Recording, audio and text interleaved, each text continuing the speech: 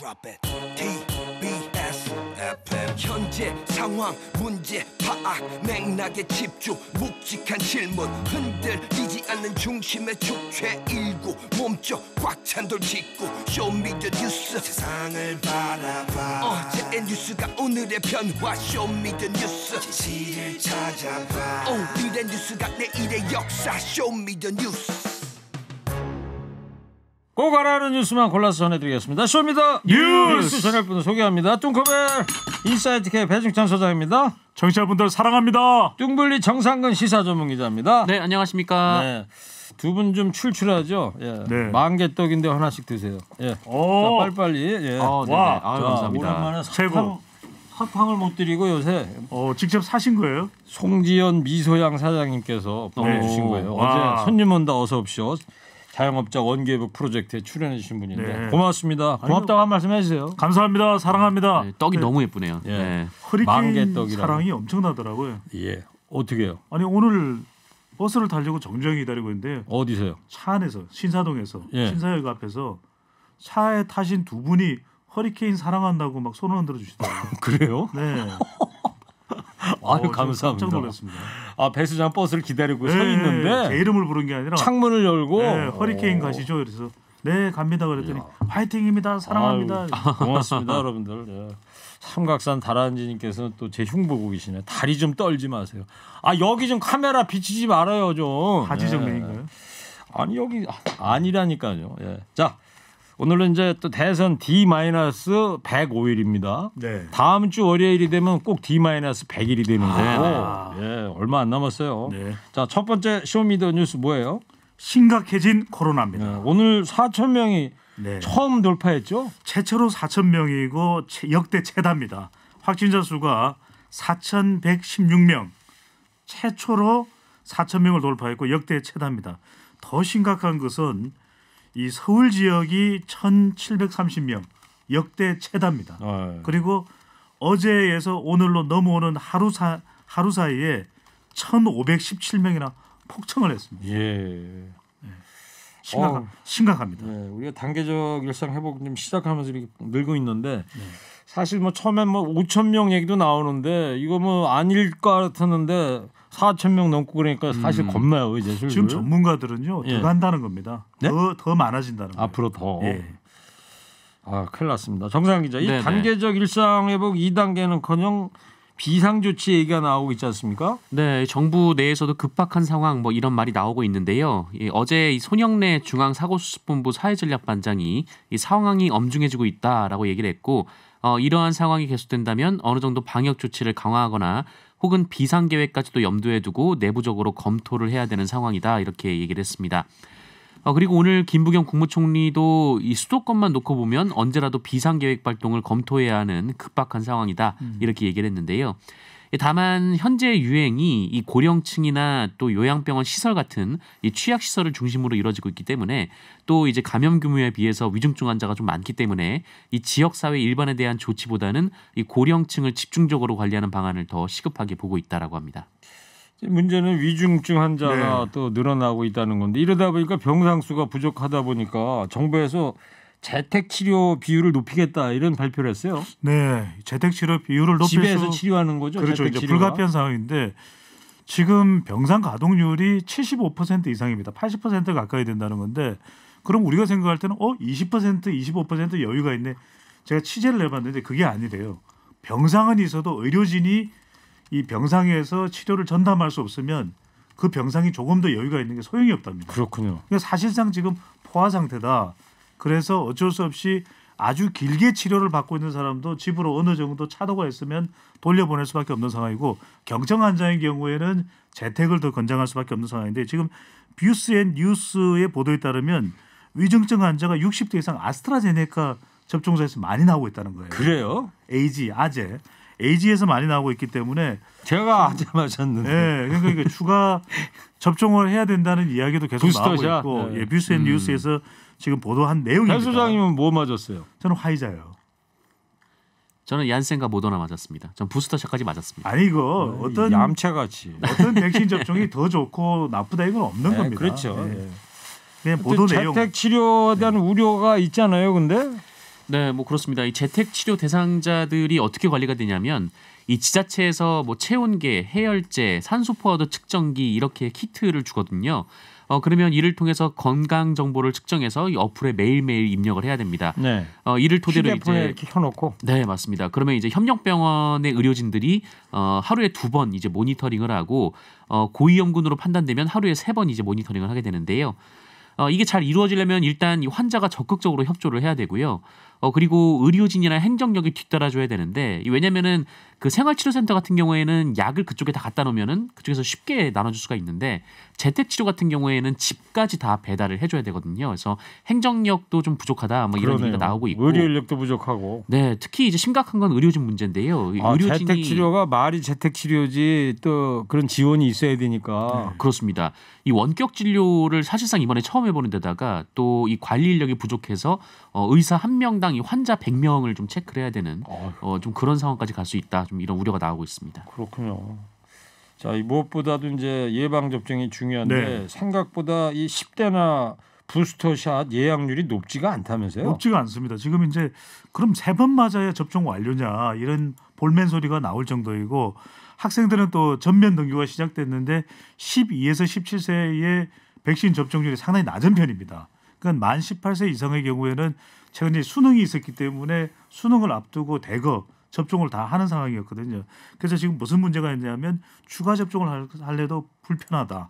그다음에 신뢰도가 아니 이거 뭐 맞아도 뭐 접종이 되는 거야 아니면 돌파 감염이 되면 이거 접종해도 소용없는 거 아니에요. 이런 좀 불만이 있거든요. 그래서 지금 전문가 몇몇과 이야기를 나눠봤는데 이 이하여대 목동병원의 천원미 교수는 좀 접종 후에 이 관련된 조치를 좀 확대할 필요가 있다. 그러니까 부작용이 생기면 그만큼 치료를 잘해주고 또 경제적인 보상까지도 해주는 접종 후에 백신 접종자에 대한 인센티브를 대거 확대하면 접종률을 상당히 높일 수 있다는 전문가의 조언이 잇따르고 있습니다. 네, 알겠습니다. 네. 자, 코로나 얘기 여기까지요. 저기 아까 배 수장님 네. 신사동에서 네. 아는 분이 얘기해 주셨다 그랬죠. 네. 유튜브로 김범성님께서 배 소장님 네. 아까 버스 정류장에서 인사했는데 늦지 않고 잘 도착했군요. 네네. 오, 김범성님이시네. 네, 네. 유튜브로 지금 보고 아 계시죠. 그러니까 만남이 손을 막 이루어졌네요. 흔들어 주셨어요. 알겠습니다. 고맙습니다. 정상 기자 두 번째 이슈는요. 네, 좁혀지는 격차입니다. 이재명 민주당 후보, 윤석열 국민의힘 후보 간 지지율 격차가 줄어들고 있다 이런 얘기죠. 네, 오늘 YTN 의뢰로 리얼미터가 지난 22일에서 23일 실시하는 여론조사 결과가 나왔는데요. 오자 대결을 가정한 그 차기 대통령 선거 지지도 조사에서 윤석열 후보가 44.1%, 이재명 후보가 37%로 나왔습니다. 몇 퍼센트 차이인가요? 네, 7.1% 포인트 그러네요. 차이인데요. 지난 10일 발표된 같은 업체 조사 결과에서는 이 두 번의 격차가 9.8% 포인트 차가 났었거든요. 네. 한 보름여 만에 한 2.7% 포인트 정도 줄어들었습니다. 양자 대결로 가상해서 조사를 했을 때도 이 두 후보 간의 격차가 지난 10일에는 13% 포인트나 났는데 이번에는 9.6% 포인트로 줄었다고 합니다. 이번 조사는 전국 18세 이상 성인 1,011명을 대상으로 실시했고요. 응답률은 4.9%, 표본 오차는 95% 신뢰 수준에 플러스 마이너스 3.1% 포인트입니다. 유무선 임의 걸기 자동 응답 방식이고요. 자세한 내용은 중앙선거 여론조사 심의위원회 홈페이지를 참조하시면 됩니다. 여론조사 전문가 배종찬 소장의 의미를 좀 한번 해석을 해줄래요? 구도에서 후보로 변하고 있다 이렇게 봐야 되겠죠. 네? 구도에서 후보로. 구도? 그렇죠. 구도라고 하는 것은 뭐냐면 대선에서 특히 선거에서 중요한 것은 구도입니다. 정권 유지냐 정권 교체냐. 네. 이건 윤석열 후보가 유리하고 이재명 후보는 불리할 수밖에 없죠. 정권 교체 여론이 높으니까. 그런데 최근에 이재명 후보가 민주당의 이재명이 아니라 이재명의 민주당으로 가겠다. 그러니까 대선 선거는 구도 이슈 후보거든요. 후보 쪽으로 선거 판세를 전환하고 있다. 이렇게 볼 수 있는 겁니다. 네. 이런 부분 때문에 최근에 지지율이 또 더 격차가 줄어드는 양상인데 결국 구도는 정권 유지, 정권 교체면 여기에서 벗어나기가 쉽지 않거든요. 이재명 후보는요. 네. 또 이슈는 대장동 부동산입니다. 그러다 보니까 최근에는 특검을 하겠다라고 이야기한 것은 이슈도 좀 벗어나 보겠다. 결국에는 후보 대 후보의 싸움으로 가겠다. 이재명의 민주당으로 가겠다. 그러니까 조금 선대위가 정리되는 인상을 주잖아요. 그런데 반면에 이제 김종인 전 비대위원장 영입으로 상당히 좀 잡음이 있는 윤석열 후보는 또 인선이 잘 안 되는 부분이 있기 때문에 후보 대 후보 대결로 가면서 격차가 줄어드는 양상과 추세를 볼 수 있는 거죠. 네. 밖에 또 김 PD가 뭐라고 좀 장황하다는 말이 거잖아요. 좀 길다. 네. 난 괜찮아요. 아니 반성하겠습니다. 네. 대선이 구도 이슈 후보다. 그렇죠. 이럴 때는 보통 배 수장이 구이 후 이렇게 할 텐데 오늘은 그렇게 안 했어요. 아니 지금 하려고요. 구이 후. 자, 이재명 후보가 조국 전 장관과 관련된 입장도 내놨는데요. 지금 이재명 후보가 이제 대승 전략을 좀 바꾸는 과정에서 또 이런 이야기 나온 건데요. 함께 들어보겠습니다. 윤석열 후보의 경우는 사실 가족의 비리 혐의는 사실 조국 장관이 비교할 바가 안 됩니다. 윤석열 후보의 과도한 수사에 의해서 피해를 입었을지라도 그게 사실이라면 책임지지 않을 수 없는 것이죠. 네.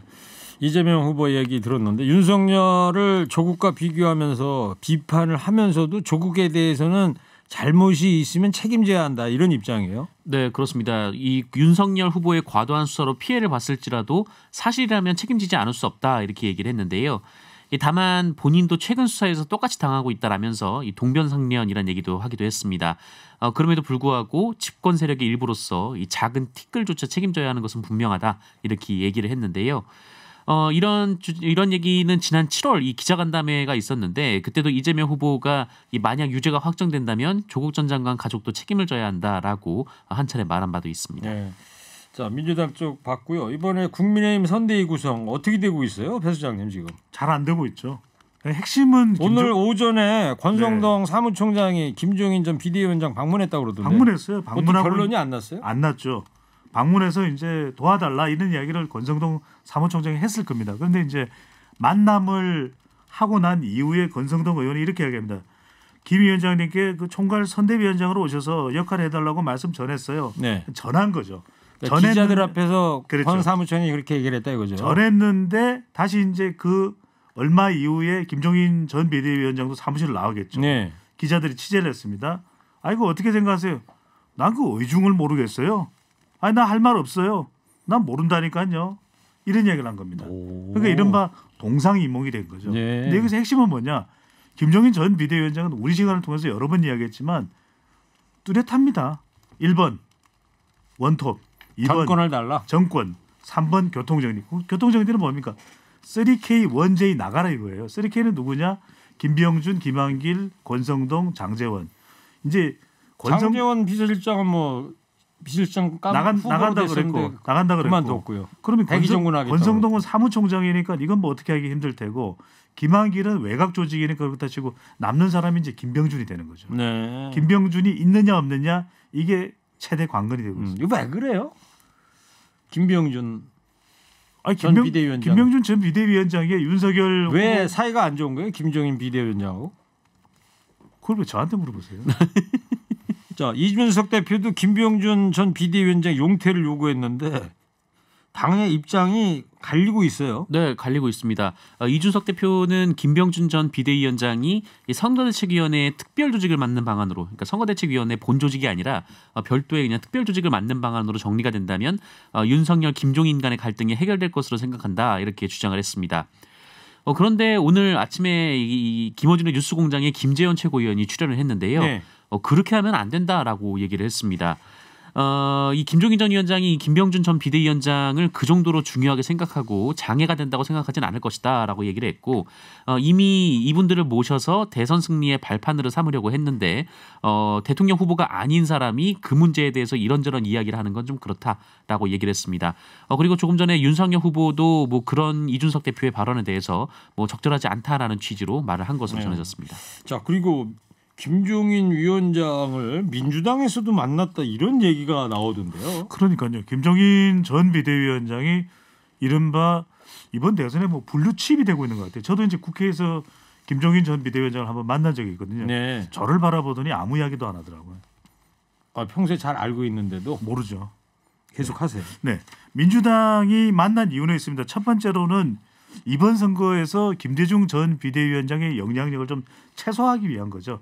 그러니까 지난 2016년 민주당에서 총선을 총괄할 때 진두지휘할 때 관계를 맺었던 사람들이 접촉을 했다라고 하고요.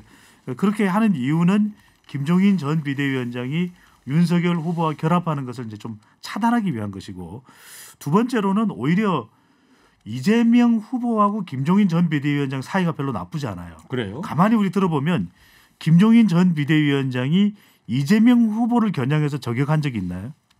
잘 없잖아요. 예.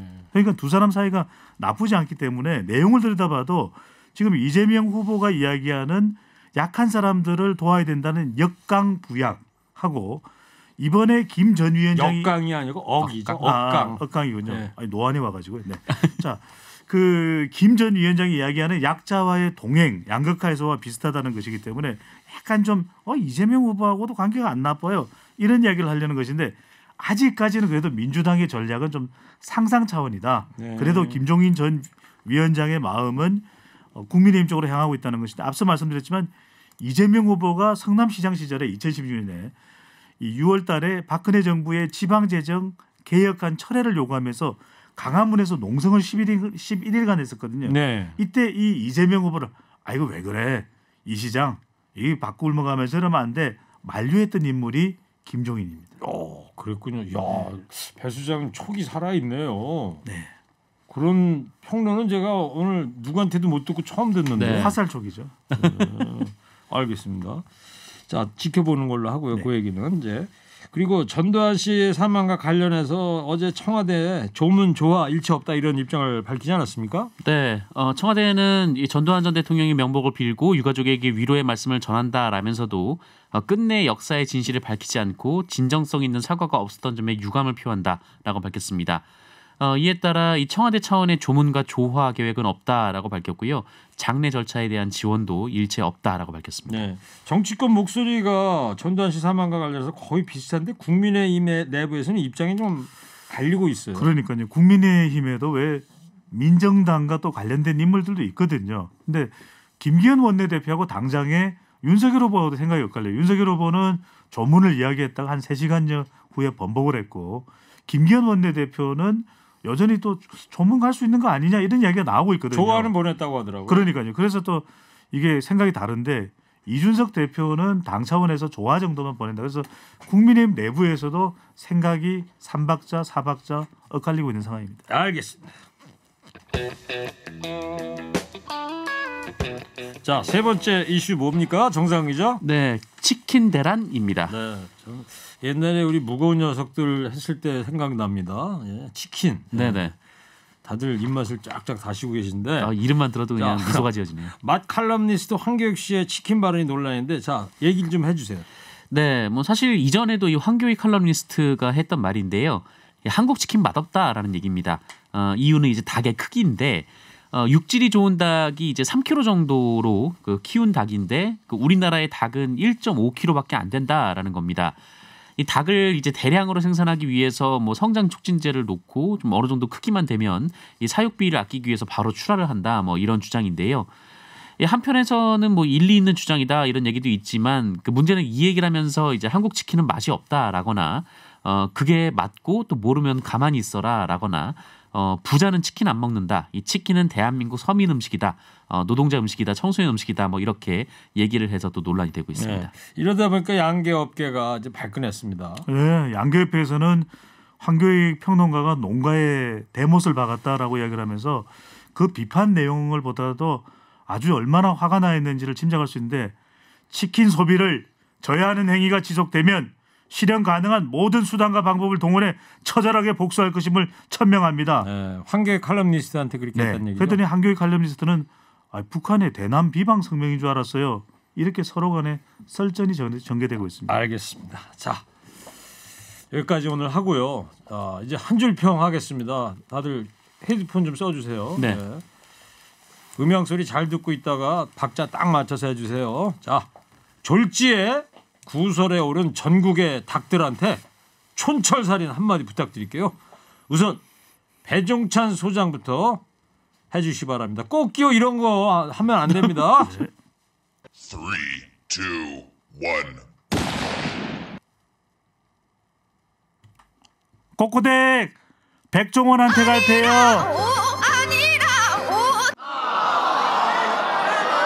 아니래. 자, 자, 이어서 정상근 기자. 3, 2, 1. 한국 치킨 맛있더라. 이게 무슨 소리야? 아이고. 이게 무슨 소리예요? 네, 한국탕 맛있긴 맛있죠. 맛있죠. 네. 자, 쇼미더뉴스 지금까지 배정찬 소장, 정상근 기자였습니다. 두 분 고맙습니다. 쇼미더 뉴스.